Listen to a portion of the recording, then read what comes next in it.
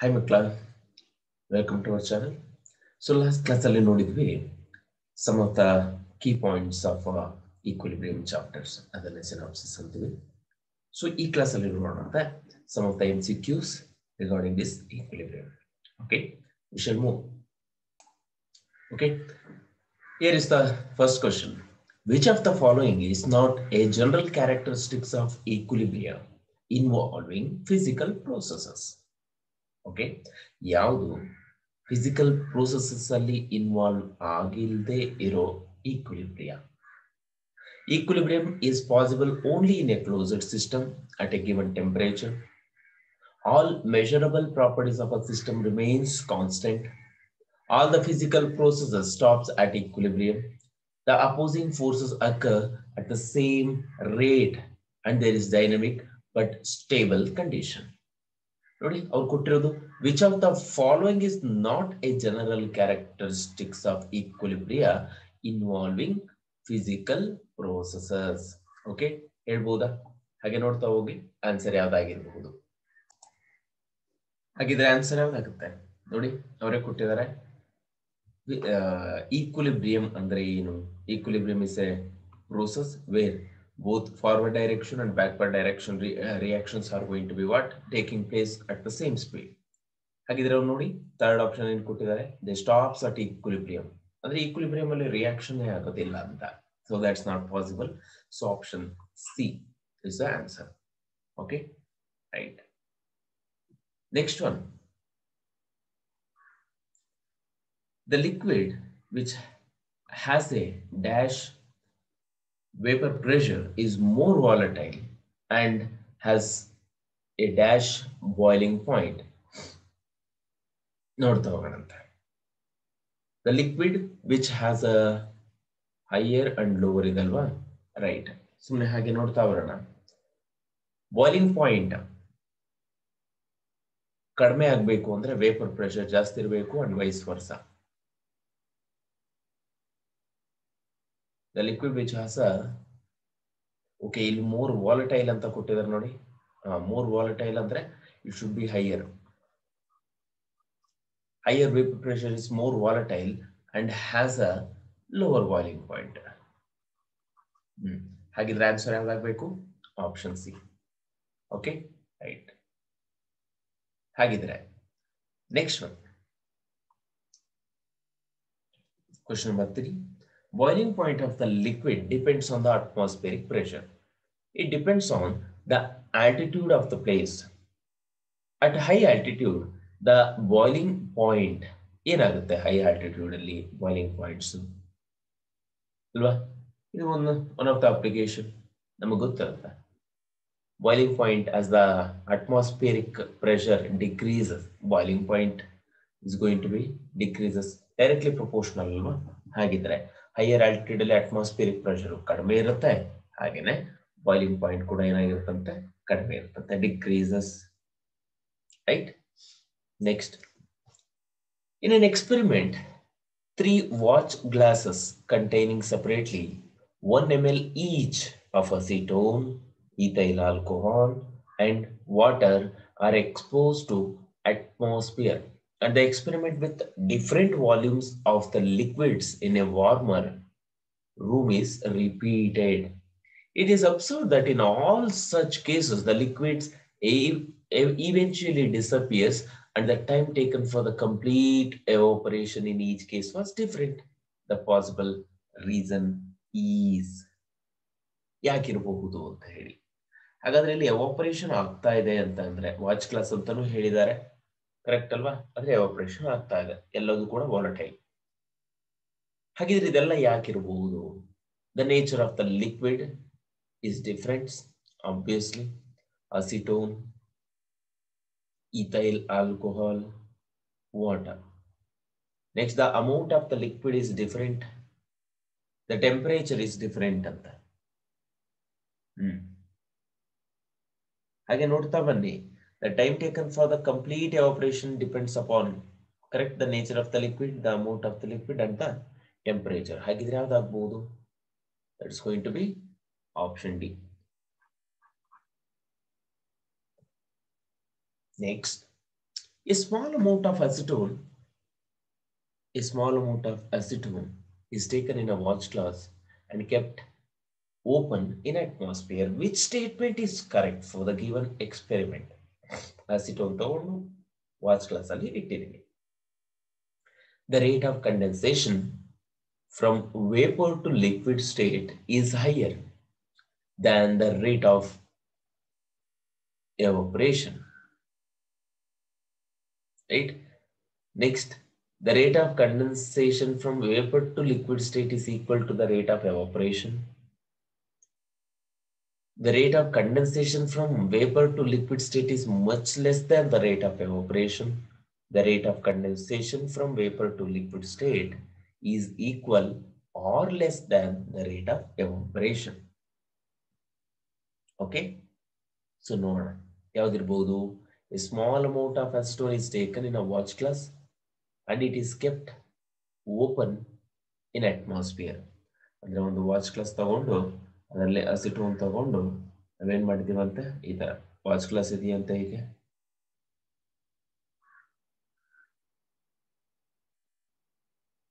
ಇದರಲ್ಲಿ ಏನ್ ಮಾಡಿದೀವಂತೆ ಅಸಿಟೋನ್ ಅನ್ನು ಪ್ಲೇಸ್ ಮಾಡಿದೀವಿ. ಒಂಥರ ಓಪನ್ ವೆಸಲ್. ಏನಾಗ್ತದೆ ನೋಡಿ, it is going to be evaporated. Correct. Then the rate of condensation.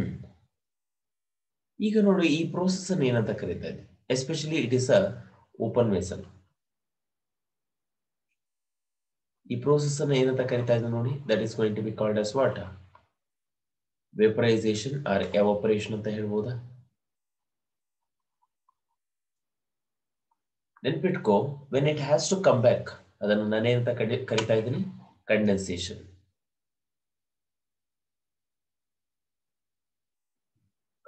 So when compared to vaporization, condensation is lesser. Correct? ಹಾಗಿದ್ರೆ option C ಆಗ್ಬೇಕು ನೋಡಿ. ಗ್ಯಾಸಸ್ ವಾಪಸ್ ಬರಲ್ಲ, ವೆರಿ ವೆರಿ ಲೆಸ್ಸರ್. ರೈಟ್? ನೆನ್ಪಿಟ್ಕೊಳ್ಳಿ, less evaporation, less LESS, less evaporation. ಓಕೆನಾ? So option C ಆಗುತ್ತೆ ನೋಡಿ.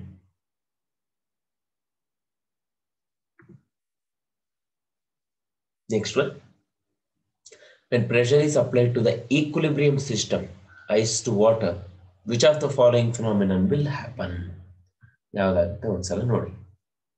More ice will be formed, more water will be evaporate, more water will be formed, equilibrium will not be formed. Already ಒಂದ್ಸಲ ಹೇಳಿದ್ದೆ, when you apply pressure on the ice ನ ಸ್ವಲ್ಪ squeeze ಮಾಡಿದ್ರೆ ಏನಾಗುತ್ತೆ? Water ಆಗುತ್ತೆ. Right? So option C. Next one. A reaction is said to be in equilibrium when the rate of transformation of reactant to product is equal to the rate of transformation of product to the reactant. I think it sounds good. 50% of the reactants are converted to products. The reaction is near completion and all the reactants are converted into products. The volume of the reactant is just equal to the no. So option A ಆಗುತ್ತೆ ನೋಡಿ. Equilibrium ಅಲ್ಲಿ rate ಅಂದ್ರೆ speed ಅಥವಾ velocity must be same for ಯಾವುದಕ್ಕೆ? Reactants and products ಗೆ. Correct ಅಲ್ವಾ? So ಹಾಗೆ ಕೊನೆಯದು ನೋಡಿ, the volumes of reactant is just equal to the volume of the products ಅಂತ. ನೋ. ಸೊ ನಮ್ಗೆ ಈಕ್ವಿಲಿಬ್ರಿಯಂ ಆಗ್ಬೇಕು ಅಂದ್ರೆ ವಾಲ್ಯೂಮ್ ಅಥವಾ ರಿಯಾಕ್ಟೆಂಟ್ಸ್ ಗಳದು ಬೇರೆ ಏನು ಪ್ಯಾರಾಮೀಟರ್ಸ್ ಅನ್ನು ನಾವು ಕನ್ಸಿಡರ್ ಮಾಡೋ ಹಾಗಿಲ್ಲ. Only we are observing backward and forward direction reaction speeds. Next, which of the following is not true about A reversible reaction? ಯಾವ್ದು ಟ್ರೂ ಅಲ್ಲ ಅಂತ ಹೇಳ್ತಾ ಇದ್ದಾರೆ? The reaction does not proceed to completion. Correct? It cannot be influenced by a catalyst. Adu correct. Number of moles of reactants and products is always equal. According to Lee-Chatler's principle, it can be attained only in a closed container. Idu kuda correct. Is not a true anta kottidare. Not true andre correct. Option C ಆಗುತ್ತೆ ನೋಡಿ. Yes, right. Nod. So the next one. If the synthesis of ammonia from Haber's process is carried out with exactly the same starting condition of partial pressure and temperature, but using D2 deuterium in place of hydrogen, then ಏನಾಗಬಹುದು ಅಂತ ಕೇಳಿದ್ದಾರೆ. The equilibrium will be disturbed. The composition of reaction mixture will remain same at equilibrium. Use of isotope in reaction will not produce ammonia. At equilibrium, rate of forward reaction will be greater than rate of reverse reaction. ಒಮ್ಮೆ ನೋಡಿ, deuterium use ಮಾಡ್ತಾ ಇದ್ದೀವಿ hydrogen ಬದಲಿಗೆ. ಏನಾಗಬಹುದು? Right?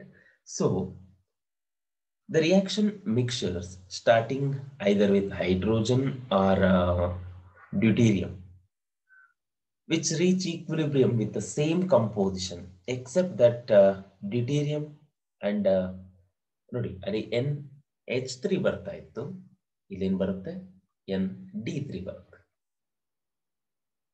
ND3 are present instead of ಏನೇನು ಬರ್ಬೇಕು ನೋಡಿ, D2 and ND3 ಇತ್ತು ಇರುತ್ತೆ instead of H2 and NH3. Correct? So the answer will be option B. The composition of reaction mixture will remain same. Composition same irutte. Next, consider the following graph and mark the correct statement. ನೋಡ್ಕೊಳ್ಳಿ ಒಂದ್ಸಲ. ಏನೇನಿದೆ? Hydrogen ಇದೆ, iodine ಇದೆ, hydrogen iodide ಇದೆಯಂತೆ.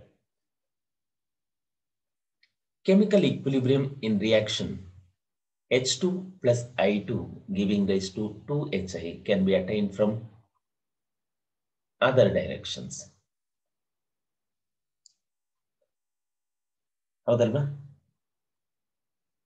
Equilibrium can be detained when hydrogen and I2 are mixed in an open vessel. The concentrations of H2 and I2 keep decreasing while concentration of HI keeps increasing with the time. We can find out equilibrium concentration of hydrogen and iodine from the given graph. ಕೊಟ್ಟಿರೋ graph ಅನ್ನು ಒಂದ್ಸಲ ನೋಡ್ತಾ ಹೋಗೋಣ ಅಂತ. ಅಂದ್ರೆ ಈ H2 and I2 ಏನಾಗ್ತಾ ಇದೆ?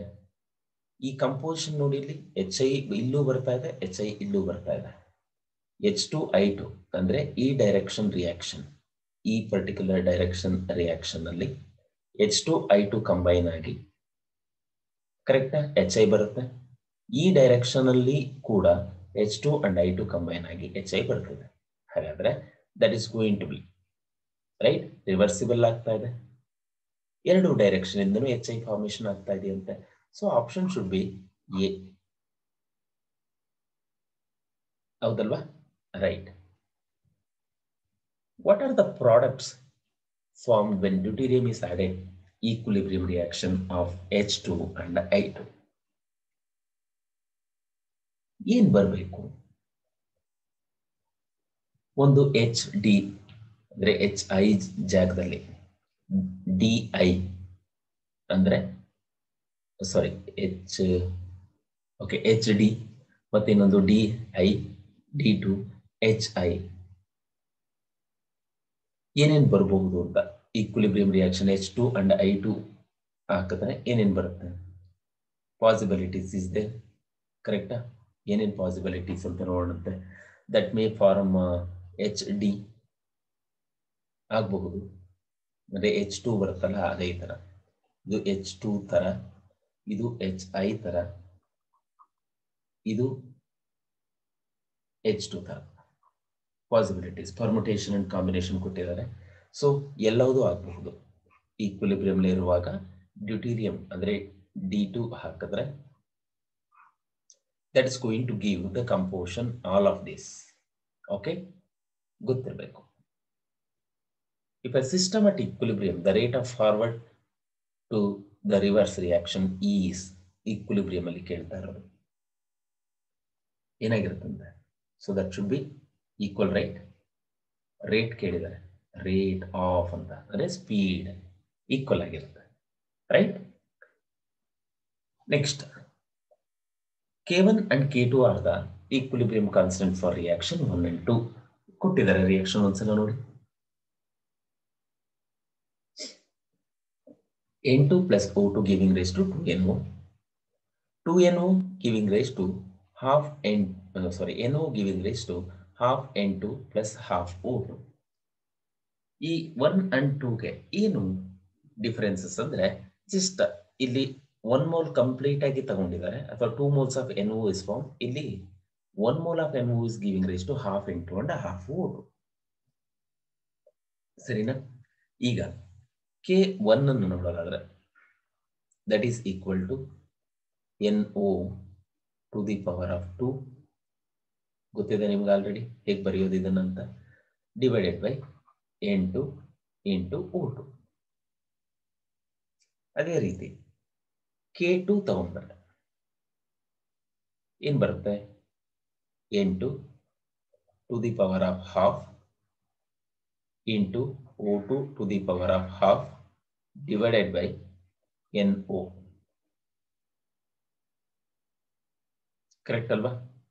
ದಟ್ ಈಸ್ ಈಕ್ವಲ್ ಟು, ನೋಡಿ ಈಗ ಬರೆಯೋದಾದ್ರೆ K1 ಅನ್ನೋದು is equal to 1 divided by K2 square, right. Reciprocal ಇದೆ ಅಂದ್ರೆ ಇಲ್ಲಿ ಪ್ರಾಡಕ್ಟ್ ಇರೋದು ಅಲ್ಲಿ ರಿಯಾಕ್ಟೆಂಟ್ ಇದೆ, ಇಲ್ಲಿ ರಿಯಾಕ್ಟೆಂಟ್ ಇರೋದು ಅಲ್ಲಿ ಪ್ರಾಡಕ್ಟ್ ಇದೆ. ಇನ್ವರ್ಸ್ ಆಗ್ತಾ ಇತ್ತು, ಬಟ್ ಇಲ್ಲಿ ಸ್ಕ್ವೇರ್ ಆದ್ರೆ ಮಾತ್ರ ಈಕ್ವಲ್ ಆಗುತ್ತೆ. ಸರಿನಾ? ರೈಟ್. ಹಾಗಿದ್ರೆ ಆನ್ಸರ್ ಯಾವ್ದು ಬರಬೇಕು? Option A. ಸರಿನಾ? ರೈಟ್. ಕ್ವಶನ್ ನಂಬರ್ 14 ನೋಡೋಣ. The equilibrium constant for the reversible reaction ಕೊಟ್ಟಿದ್ದಾರೆ. ಏನೇನಾಗುತ್ತೆ ನೋಡಿ. Nitrogen combines with hydrogen to form ammonia. ಹಾಗಾದ್ರೆ ಫಾರ್ವರ್ಡ್ ಡೈರೆಕ್ಷನ್ ರಿಯಾಕ್ಷನ್ಗೆ ಬರೆಯೋಣಂತೆ. K is equal to NH3 to the power of 2 divided by N2 to the power of 1 H2 to the power of 3. K dash ತಗೊಂಡ್ರೆ that is equal to NH3 divided square all divided by N2 to the power of half 1 by 2 into H2 to the power of 3 by 2. Okay, ನೋಡ್ತಾ ಬನ್ನಿ. ಈಗೇನಾಗುತ್ತಂತೆ, ಇದು reaction 1 ಅಥವಾ equilibrium constant 1, ಇದು equilibrium constant 2 ಅಂತ ತಗೊಂಡ್ರೆ ಏನಾಗಿರ್ಬೇಕು? K and K dash,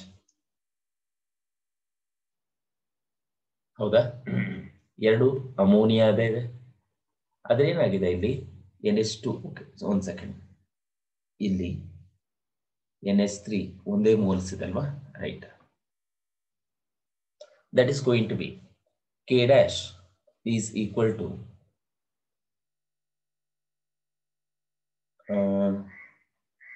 ಅಲ್ಲ, K dash ಅಲ್ಲ, K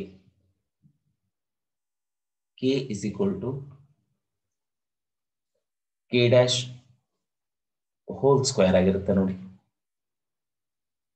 ಕರೆಕ್ಟ್? ಎಸ್. ಹಾಗಿದ್ರೆ K dash ಅನ್ನೋದು ಯಾವ್ದಕ್ಕೆ ಈಕ್ವಲ್ ಆಗಿರುತ್ತೆ? ಸ್ಕ್ವೇರ್ ರೂಟ್ ಆಫ್ K ನ, ಹೌದಲ್ವಾ? K is equal to K dash is equal to square root of K ಅಂತ. So option should be C. ನೋಡಿ, ಇದು ಈ ಈಕ್ವೇಶನ್ ಕರೆಕ್ಟ್ ಅಲ್ವಾ? Right. Next, in the following equilibrium reaction 2A giving rise to B plus C. ಈಗ ನೋಡಿ, the equilibrium concentrations of A, B, C are 1 into 10 to the power minus 3 molar, 2 into 10 to the power minus 3 molar, 3 into 10 to the power of minus 3 molar respectively at 300 Kelvin. The value of Kc for this equilibrium at the same temperature is ಮಾಡಂತೆ. ಅವ್ರು ಕೊಟ್ಟಿರೋ equation ಒಂದ್ಸಲ ನೋಡ್ಕೊಳ್ಳಿ. 2a giving rise to b plus c.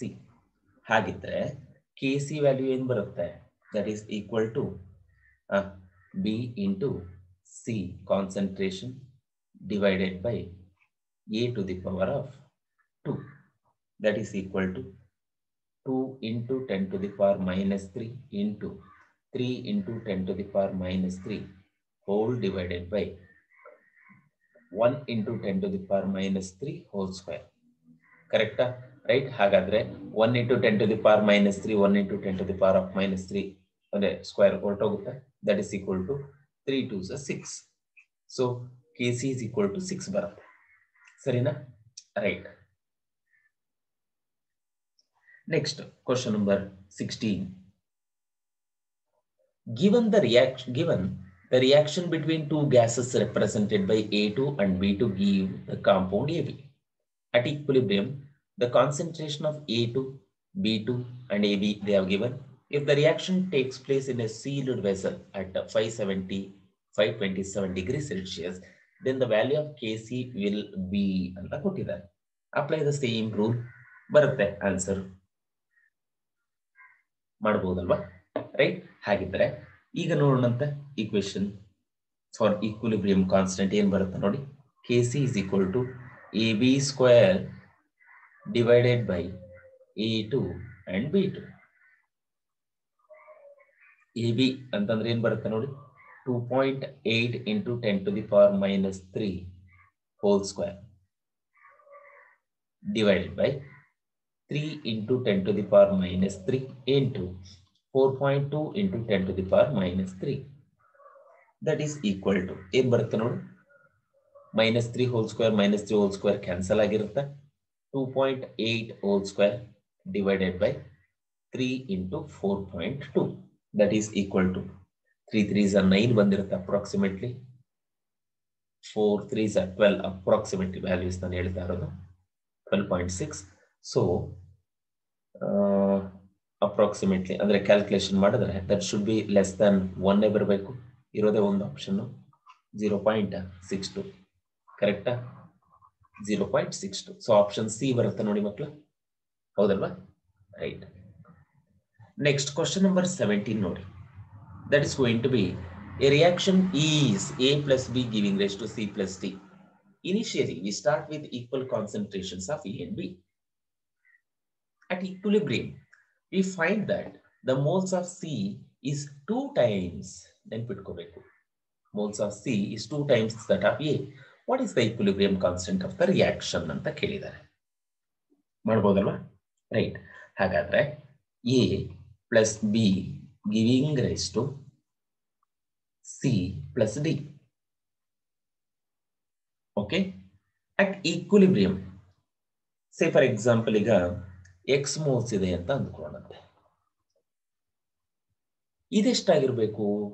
ಅದು equal moles ಇರೋದ್ರಿಂದ C ಎಷ್ಟಿರುತ್ತೆ ಅಂತಂದ್ರೆ A ಎಷ್ಟಿರುತ್ತೋ ಅದರ double ಇರುತ್ತೆ. ಅಂದ್ರೆ ಎಕ್ಸ್ ಇರುತ್ತೆ 2x, ಇದು ಕೂಡ 2x ಇರುತ್ತೆ. ಈಗ ಅಪ್ಲೈ ಮಾಡಿ.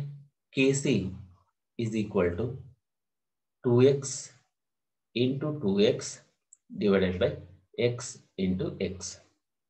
ಸರಿನಾ? That is equal to x's cancel ಆಗುತ್ತೆ, 2 2s are 4 ಬರುತ್ತೆ. So that is going to be option C.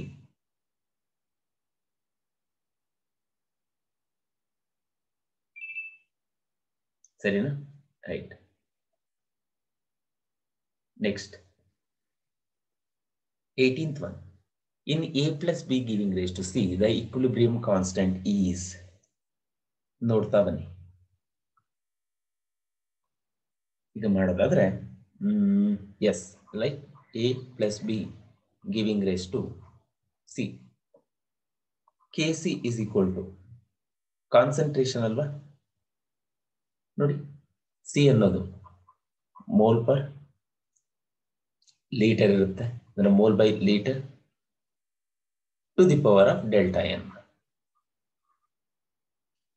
ಹಾಗಿದ್ರೆ ಏನ್ ಬರ್ತಾ ಇದೆ ನೋಡಿ, ಡೆಲ್ಟಾ ಎನ್ ತಗೋಬೇಕಂದ್ರೆ ಇಲ್ಲಿ ನೋಡ್ಕೊಳ್ಳೋಣ.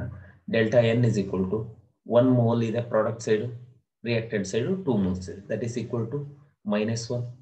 ಹಾಗಿದ್ರೆ ಮೋಲ್ ಪರ್ ಲೀಟರ್ ಇರುತ್ತೆ to the power of -1. ಹಾಗಿದ್ರೆ ಏನಿರ್ಬೇಕಂತ ಆನ್ಸರು?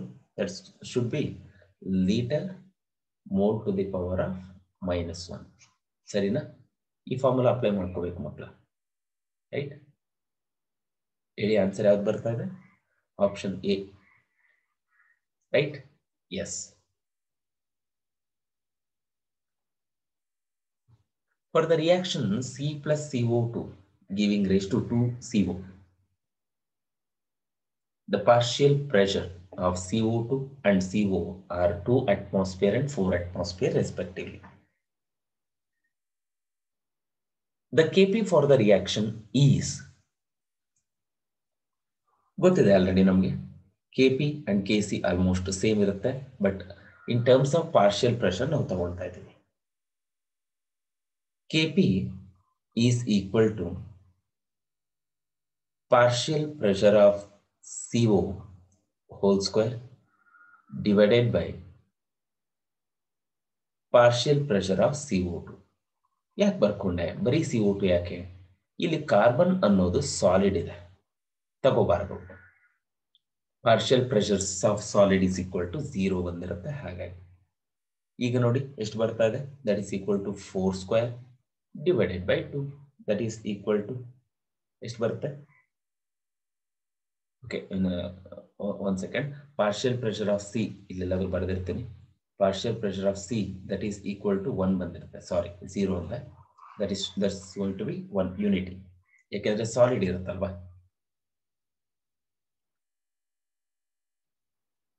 ಕರೆಕ್ಟ್ ತಾನೆ? ಅಂದ್ರೆ ಗ್ಯಾಸಸ್ ಇದ್ರೆ ಮಾತ್ರ ತಗೊಳ್ಳಿ, ಈ ಸಾಲಿಡ್ ಇದ್ರೆ ತಗೊಳಕ್ ಹೋಗ್ಬೇಡಿ ಅಂತ.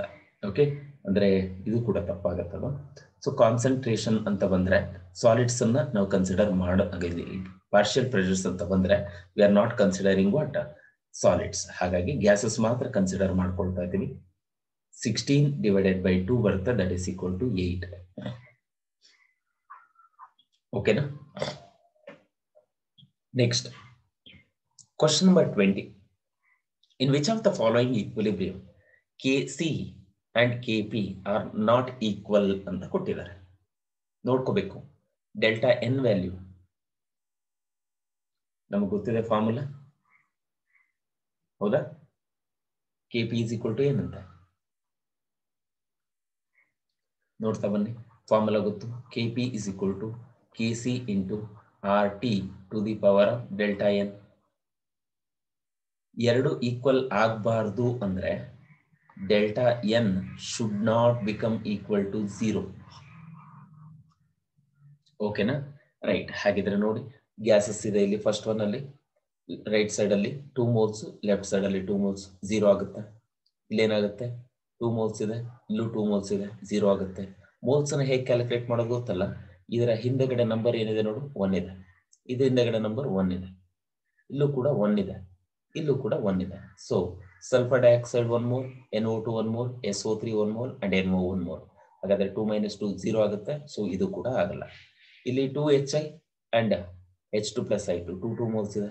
ಇದು ಸಾಲಿಡ್ ಇರೋದ್ರಿಂದ ತಗೊಳ್ಳೇಬಾರದು. ಸೊ ಇಲ್ಲಿ 2 - 1 ಆಗುತ್ತೆ, that is equal to delta N is equal to 2 - 1, that is equal to 1. So option D ಆಗುತ್ತೆ ನೋಡಿ.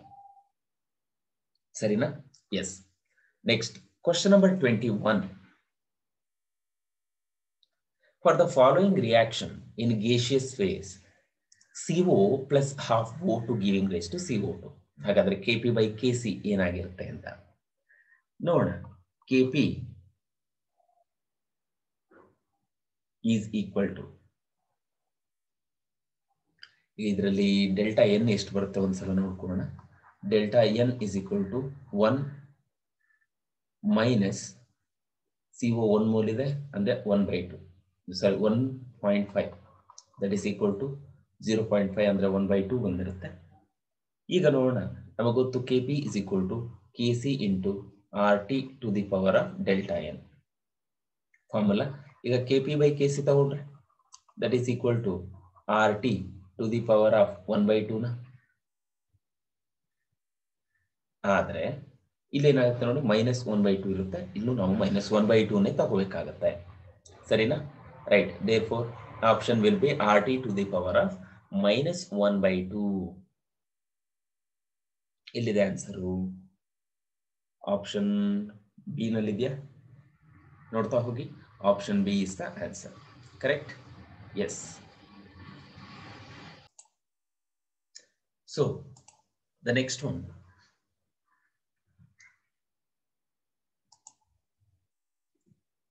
the Kp divided by Kc ratio will be highest in the case. Same method ಅನ್ನ follow ಮಾಡೋಣಂತೆ. Formula ಗೊತ್ತಿದೆ ನಮಗೆ, ಏನಂತೆ? Kp is equal to Kc into RT to the power of delta n. ಸರಿನಾ? Right. ಹಾಗಾದ್ರೆ ಯಾವ reaction ಅಲ್ಲಿ delta N ಜಾಸ್ತಿ ಇರುತ್ತೋ, ಡೆಲ್ಟಾ ಎನ್ ಹೈಯರ್ ಇರುತ್ತೋ, ಅದರಲ್ಲಿ Kp by Kc ರೇಷಿಯೋ ಏನಾಗಿರುತ್ತೆ? Is higher. ಕರೆಕ್ಟ್ ಅಲ್ವಾ? ಈಗ ನೋಡ್ಕೊಳ್ಳಿ, ಡೆಲ್ಟಾ ಎನ್ ಕ್ಯಾಲ್ಕುಲೇಟ್ ಮಾಡ್ಕೊಳ್ತಾ ಬರೋಣ. Delta N is equal to 1 minus 1.5, that is equal to -12 ಬರುತ್ತೆ. ಇದರಲ್ಲಿ 2 minus 2 0 ಬರುತ್ತೆ ಡೆಲ್ಟಾ ಎನ್ ವ್ಯಾಲ್ಯೂ. ಇದರಲ್ಲಿ 2 minus 1 is equal to 1 ಬರುತ್ತೆ. ಸೊ ನೋಡಿ, ಗ್ಯಾಸ್ ಮಾತ್ರ ಕನ್ಸಿಡರ್ ಮಾಡ್ಕೊಳ್ಳಿ. 4 plus 2 ಇದರಲ್ಲಿ ಎಷ್ಟಿರುತ್ತೆ ನೋಡಿ? 6 minus 7 plus 2 9, that is equal to -3. ಹೀಗೆ ಹೇಳಿ ಆನ್ಸರ್ ಯಾವ್ದು ಬರಬೇಕು? ಸೊ ಆಪ್ಷನ್ ಸಿ ಬರ್ತಾ ಇದೆಯಾ ನೋಡಿ ಒಂದ್ಸಲ. ಸರಿನಾ? Right. So next question number 23. For a chemical reaction A plus B giving rise to D and E. D and E. ಹಾಗಿದ್ರೆ hypothetically at what temperature Kp is equal to Kc when R is equal to 0.08 liter atmosphere per mole per Kelvin. ಈಗ ನೋಡೋಣಂತೆ, formula same use ಮಾಡೋಣ. Kp is equal to Kc into RT to the power of delta n. Formula ಇದೆ ನಮ್ಮ ಹತ್ರ. ಈ ಕೊಟ್ಟಿರೋ equation ಅಲ್ಲಿ ಇದು liquid ಇರೋದ್ರಿಂದ ಕನ್ಸಿಡರ್ ಮಾಡೋ ಹಾಗಿಲ್ಲ. ಸೊ ಡೆಲ್ಟಾ ಎನ್ ವ್ಯಾಲ್ಯೂ ಏನ್ ಬಂದಿರುತ್ತೆ? 2 minus 1 ಅಂದ್ರೆ 1 ಬಂದಿರುತ್ತೆ. Kp is equal to Kc ಯಾವಾಗ? when RT is equal to 1 ಅಂದ್ರೆ ಡೆಲ್ಟಾ ಎನ್ ವ್ಯಾಲ್ಯೂ 0 ಆಗಿರ್ಬೇಕು. ಕರೆಕ್ಟ್ ತಾನೆ? ಅವರೇ ಹೇಳಿದ್ದಾರೆ RT ವ್ಯಾಲ್ಯೂ 0 ಆಗಿರ್ಬೇಕು. ಆದ್ರೆ ಟೆಂಪರೇಚರ್ ನೋಡ್ತಾ ಬನ್ನಿ, ಅಲ್ಲಿ RT ವ್ಯಾಲ್ಯೂ 1 ಆಗಬೇಕು ಅಂತಂದ್ರೆ ದಟ್ ಟೆಂಪರೇಚರ್ ಎಷ್ಟು ಆಗಬೇಕು ಅಂತ ಮಲ್ಟಿಪ್ಲೈ ಮಾಡ್ತಾ ಬನ್ನಿ. That is going to be equal to temperature ಎಷ್ಟು ಬರುತ್ತೆ ಅಂತಂದ್ರೆ 12.5 ಕೆಲ್ವಿನ್ ಬಂದಿರುತ್ತೆ. ಸರಿನಾ? ಡೆಲ್ಟಾ ಎನ್ ವ್ಯಾಲ್ಯೂ 1 ಇದೆ ಹೇಗಿದ್ರು. ಈಗ ನನಗೆ RT ವ್ಯಾಲ್ಯೂ 1 ಬರಬೇಕು. R ವ್ಯಾಲ್ಯೂ 0.08 ಇದೆ, ಟೆಂಪರೇಚರ್ 12.5 ಇದೆ. ಸೊ ಅವಾಗ ಏನಾಗುತ್ತೆ? ಈ ಕಂಪ್ಲೀಟ್ ಟರ್ಮ್ ಏನಿದೆ RT ಅನ್ನೋದು 1 ಆಗಿರುತ್ತೆ. Got it? So option should be C. ನೋಡಿ ಒಂದ್ಸಲ. Next, steam reacts with iron at high temperature to give hydrogen gas and Fe3O4. The correct expression for the equilibrium constant is ಅಂತ ಕೊಟ್ಟಿದ್ದಾರೆ. Steam ಅಂದ್ರೆ ಏನಪ್ಪಾ? Water ಅಲ್ವಾ? Right? ಹಾಗಿದ್ರೆ steam ಅಂದ್ರೆ gaseous ಆಗಿರ್ಬೇಕು. ನೋಡಿ, ಅಂದ್ರೆ ರಿಯಾಕ್ಷನ್ ಬರ್ಕೊಂಡ್ರೆ iron plus H2O steam giving rise to equilibrium ಹಾಕೊಂಡಂತ reaction, that is going to giving rise to Fe3O4 solid ಬಂದಿರುತ್ತೆ, ಪ್ಲಸ್ ಹೈಡ್ರೋಜನ್ ಗ್ಯಾಸ್ ಬಂದಿರುತ್ತೆ. ಬ್ಯಾಲೆನ್ಸ್ ಮಾಡ್ತಾ ಹೋದ್ರೆ Fe3 ಅಂತೆ ಅಂದ್ರೆ 3Fe ಆಗ್ಬೇಕು. ಹೌದಾ? O4 ಇದೆಯಂತೆ. O4 ಅಂದ್ರೆ ಲೆಫ್ಟ್ ಸೈಡ್ ಅಲ್ಲಿ 4 ಆಕ್ಸನ್ ಇರಬೇಕು. ರೈಟ್? 4H2 ಇಲ್ಲೂ ಕೂಡ 4H2 ಆಗಬೇಕು. ಈಗ ನೋಡಿ, ಪಾರ್ಷಿಯಲ್ ಪ್ರೆಷರ್ಸ್ ಟರ್ಮ್ ಅಲ್ಲಿ ತಗೊಳ್ಳೋದಾದ್ರೆ Kp ಇಸ್ ಈಕ್ವಲ್ ಟು, ಇಲ್ಲಿ ಸಾಲಿಡ್ ಇದೆ, ಹಾಗಾದ್ರೆ ನಾವು ಅದನ್ನೇನ್ ಮಾಡಬೇಕು? ಸಾಲಿಡ್ ಇರೋದನ್ನ ಬಿಟ್ಬಿಡ್ಬೇಕು. So that is going to be equal to pressure of partial pressure of H2 to the power of 4 divided by partial pressure of H2O to the power of 4. ಇದೆ answer. So option ಯಾವ್ದು ಬರುತ್ತೆ ಒಂದ್ಸಲ ನೋಡಿ. Option B ನ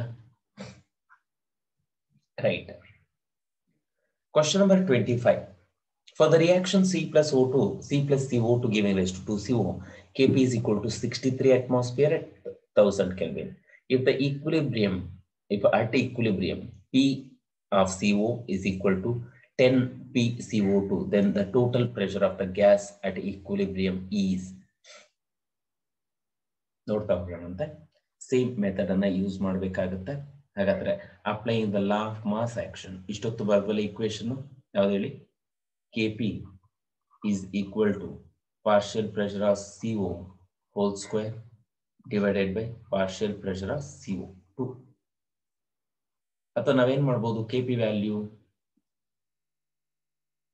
equation ಗೊತ್ತಿದೆಯಲ್ಲ, Kp is equal to Kc into ಅಂತ ಹೇಳಿ.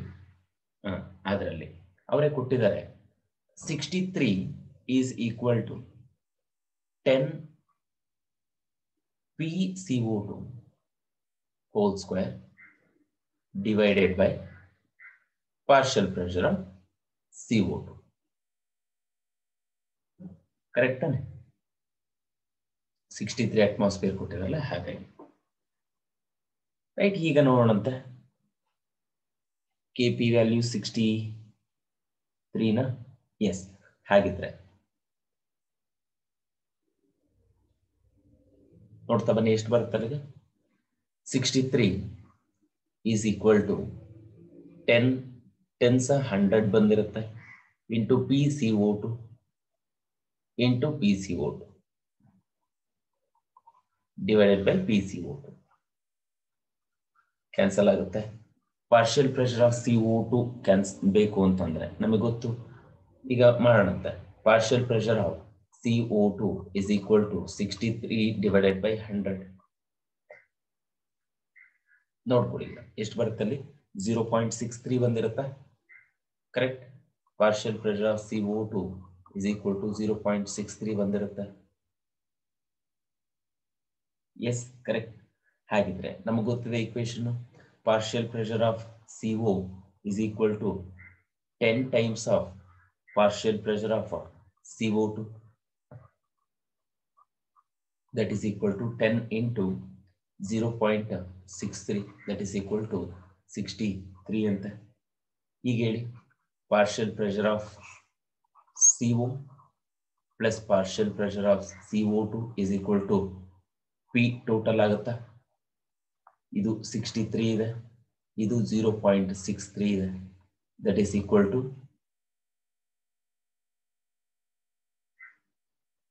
1 second. Miss ಆಯ್ತು.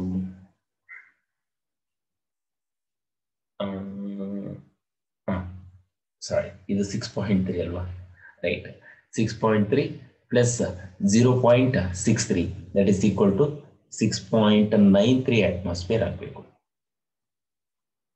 ಓಕೆ, 6.93 ಅಟ್ಮಾಸ್ಫಿಯರ್ ಇದೆ. ಸೊ ನೋಡ್ಕೋಬೇಕು, ಅದನ್ನ ಹುಷಾರಾಗಿ. ಆಪ್ಷನ್ ಬಿ ಬರುತ್ತೆ ನೋಡಿ. Right. Next question number 26. The rate constant of forward and backward reactions of hydrolysis of ester are that much. Equilibrium constant for the reaction CH3COO C2H5 plus H plus CS giving rise to CH3COH plus C2H5OH is ಅಂತ ಕೊಟ್ಟಿದ್ದಾರೆ. ಎಷ್ಟು ಬರುತ್ತೆ equilibrium constant? ಅದಕ್ಕೆ ಈಗ rate of forward direction reaction ಕೊಟ್ಟಿದ್ದಾರಂತೆ. ನೋಡೋಣ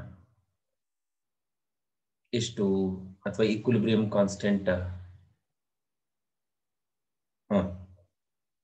for forward direction reaction is equal to 1.1 into 10 to the power minus 2 ಇದೆ.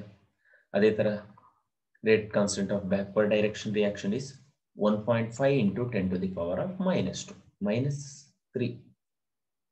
ಕರೆಕ್ಟಾ? ಎಸ್. ಹಾಗಾದ್ರೆ equilibrium constant Kc is equal to Kf by Kb ತಗೊಳ್ತೀವಿ. So 1.1 into 10 to the power of minus 2 divided by 1.5 into 10 to the power of minus 3.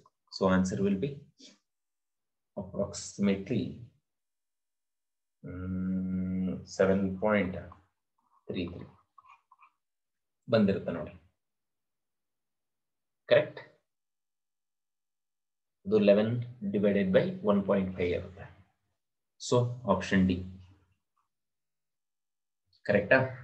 ನಾವು question number 27. Value of Kp in the reaction MgCO3 giving rise to MgO plus CO2 is value of Kp. Magnesium oxide ಮತ್ತೆ magnesium carbonate ಎರಡು ಕೂಡ solid ಇದೆಯಂತೆ, ಹೌದಾ? ಹಾಗಾಗಿ ಏನ್ ಬರಬೇಕು? CO2 value is delta, ಅದು ಡೆಲ್ಟಾ ಎನ್ ವ್ಯಾಲ್ಯೂ ಎಷ್ಟು ಬರ್ತಾ ಇದೆ? ಕರೆಕ್ಟಾ? CO2 ಅಷ್ಟೇ ಇರುತ್ತಂತೆ. ದೇರ್ಫೋರ್ ಇಲ್ಲಿ ನೋಡೋದಾದ್ರೆ Kp is equal to Kc into RT to the power of delta n ಅಂತ ಬರುತ್ತೆ. So that is going to be equal to, ಈಗ ನಾನು ಟೋಟಲ್ ಆಗಿ ತಗೊಳ್ಳೋದಾದ್ರೆ concentrations are going to be Kp ಅಲ್ವಾ ಕೊಟ್ಟಿರೋದು, ರೈಟ್? ಈಗ Kp, okay right, Kp is equal to product concentration divided by reactant concentration ಅಂತ ಹೇಳ್ತಾ ಇದ್ವಾ?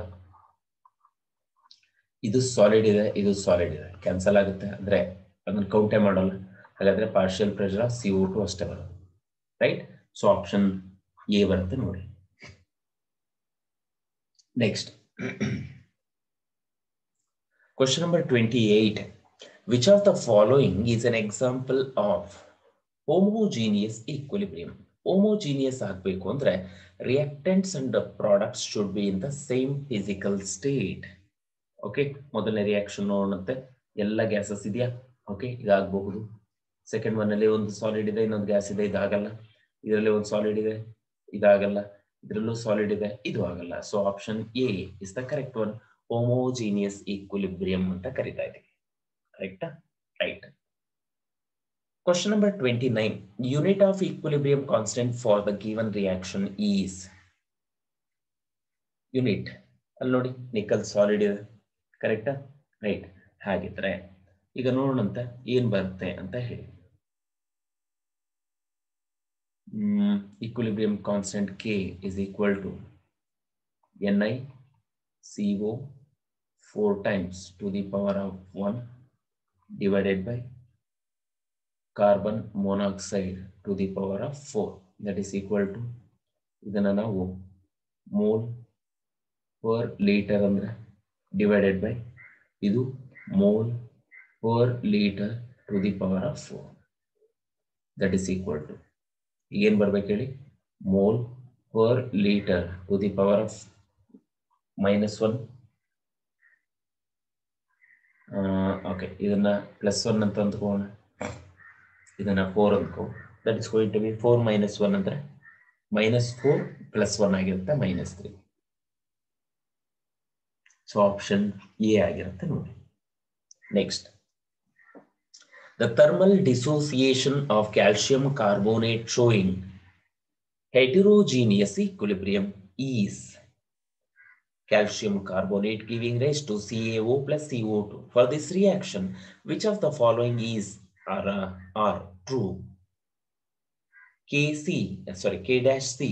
is equal to CO2 concentration. Kp is equal to P of CO2, right? Let us see that one. ಈ ಕೊಟ್ಟಿರೋ equation ಗೆ Kc value ತಗೊಂಡ್ರೆ ಏನ್ ಬರುತ್ತಪ್ಪ? Concentration of solid ಅಂತ ಇದೆ, ರೈಟ್? ಸ್ಟಾಕಿಯೋಮೆಟ್ರಿಕ್ ಈಕ್ವೇಶನ್ ಬರೆದಾಗ ನಾವು ನೋಡ್ಕೋಬೇಕು ಇಲ್ಲಿ.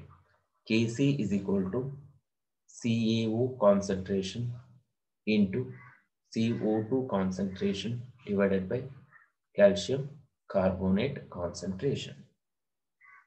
ಸರಿನಾ? ರೈಟ್. ಹಾಗಿದ್ರೆ ಇವನ್ನ ಬಿಟ್ಬಿಡಂತೆ, ಕಾನ್ಸ್ಟೆಂಟ್ ಕ್ಯಾಲ್ಸಿಯಂ ಆಕ್ಸೈಡ್ ಮತ್ತೆ ಕ್ಯಾಲ್ಸಿಯಂ ಕಾರ್ಬೋನೇಟ್ ಅನ್ನ ಬಿಟ್ಬಿಡ. ಸೊ ಉಳ್ಕೊಳ್ಳೋದೇನು ಉಳ್ಕೊಳ್ಳುತ್ತಪ್ಪ? Carbon dioxide. therefore Kc is equal to CO2 concentration ಅಷ್ಟೇ ಬರೋದು.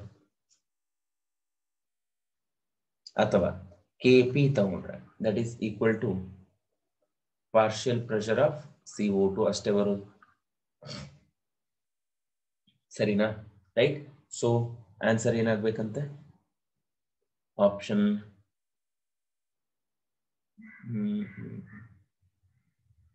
ಎಸ್, ಆಪ್ಷನ್ ನೋಡು, ಇದು ಆಗ್ತಾ ಇದೆ, ಇದು ಆಗ್ತಾ ಇದೆ, ಇದು ಆಗ್ತಾ ಇದೆ. ಸೊ ಆಪ್ಷನ್ ಬಿ 1, 2 and 3 ಆಗುತ್ತೆ ನೋಡಿ.